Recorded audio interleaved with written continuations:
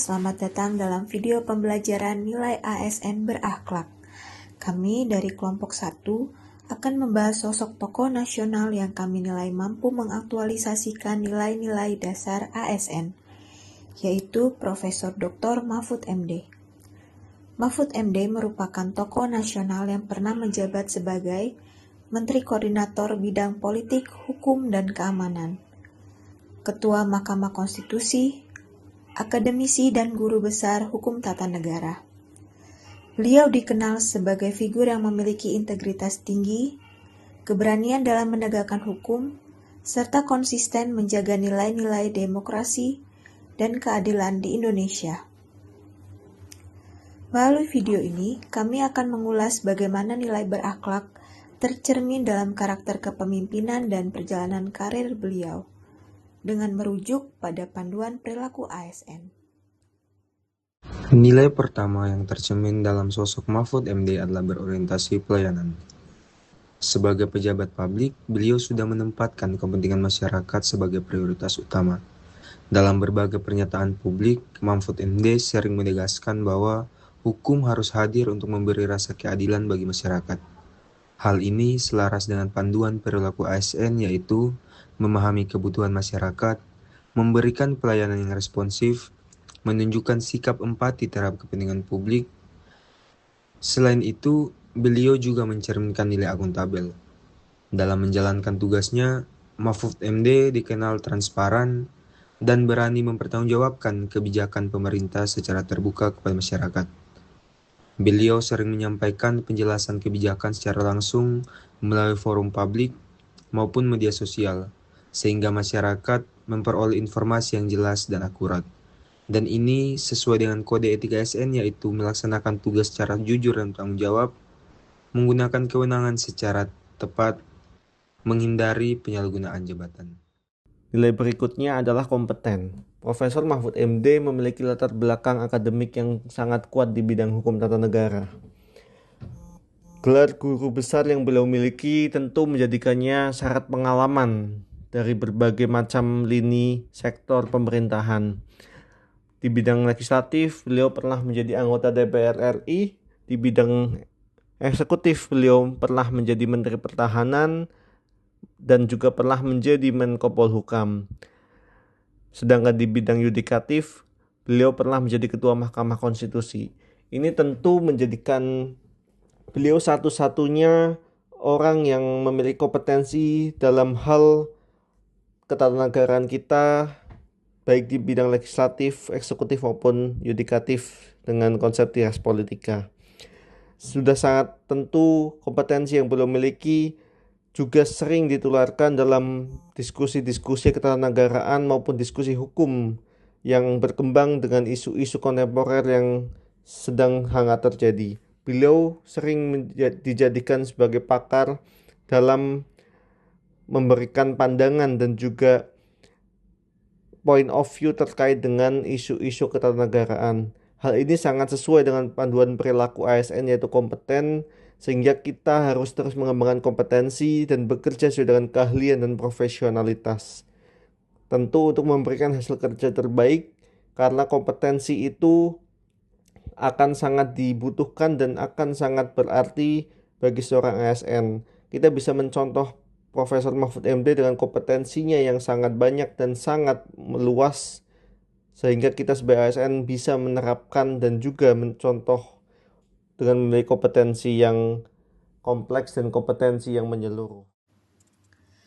Dalam menghadapi era digital dan tantangan pemerintahan, Mahfud MD bersikap adaptif. Beliau memanfaatkan YouTube dan podcast untuk mengedukasi masyarakat tentang hukum dan kebijakan publik, menyesuaikan cara kerja dengan perkembangan zaman. Mahfud MD juga mencerminkan nilai harmonis. Beliau dikenal sebagai tokoh yang menghargai keberagaman serta menjaga persatuan bangsa dalam berbagai forum kebangsaan. Sikap beliau menunjukkan pentingnya membangun hubungan kerja yang saling menghormati. Panduan perilaku nilai harmonis antara lain menghargai perbedaan, menjaga persatuan, membangun komunikasi yang baik. core value selanjutnya yang bisa kita teladani dari Profesor Mahfud MD adalah nilai loyal, di mana Profesor Mahfud MD menunjukkan loyalitas terhadap konstitusi, terhadap Pancasila dan Negara Kesatuan Republik Indonesia. Dalam berbagai kesempatan, beliau menegaskan bahwa seorang warga negara, khususnya ASN, itu harus bekerja berdasarkan aturan hukum dan kepentingan negara. Banyak sekali yang Profesor Mahfud MD soroti perihal terkaitan dengan konstitusi. Sebagai Ketua Mahkamah Konstitusi pada periode sebelumnya, Profesor Mahfud MD memiliki pandangan yang sangat kompleks terhadap konstitusi dan perundang-undangan, di mana banyak sekali peraturan perundang-undangan yang beliau nilai masih belum atau bertentangan dengan konstitusi.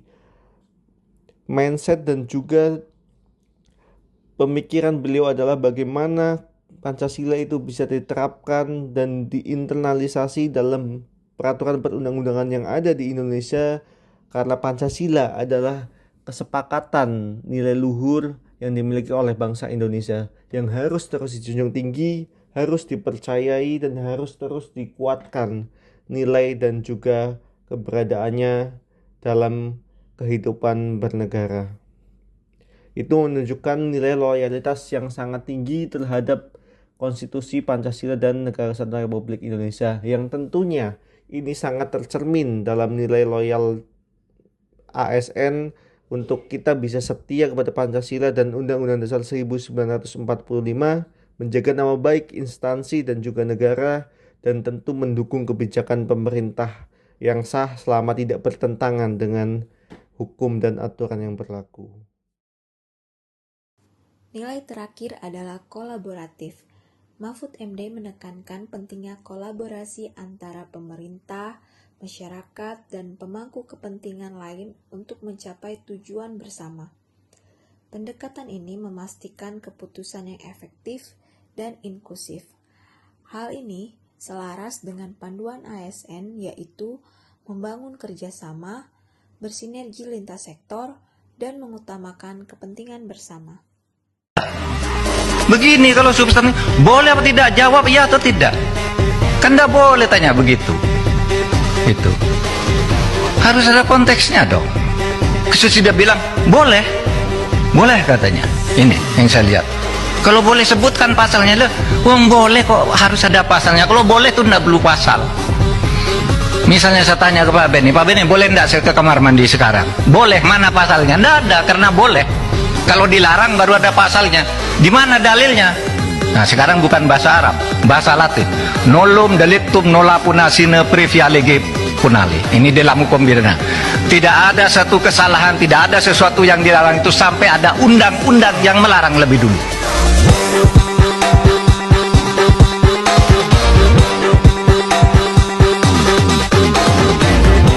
Merujuk pada Pak Sumitro, minimal 30% bocor APBN itu. Berarti tidak efisien. Dikorupsi juga. Ya.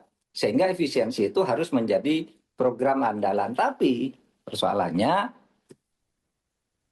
pemberlakuan efisiensi itu bukan berarti pemotongan anggaran semata. Anggaran yang sudah benar tidak harus dipotong. Anggaran yang sudah berjalan tidak harus ditiadakan. Gitu. Anggaran hanya dijadikan kompensasi, karena kami ngasih makan gratis maka anggaran ini harus dipotong. Bukan begitu efisiensi. Efisiensi itu untuk yang bagus-bagus, cari sumber-sumber produktif untuk membiayai. Tapi untuk program yang sudah berjalan menjadi program rutin, apalagi proyek multi-years, itu tidak bisa dipotong begitu saja. Kalau cuma mau ngasih makan gratis lalu mengambil anggaran yang menyebabkan orang kehilangan lapangan kerja di infrastruktur, di pendidikan dan sebagainya, yaitu namanya bukan efisiensi gitu.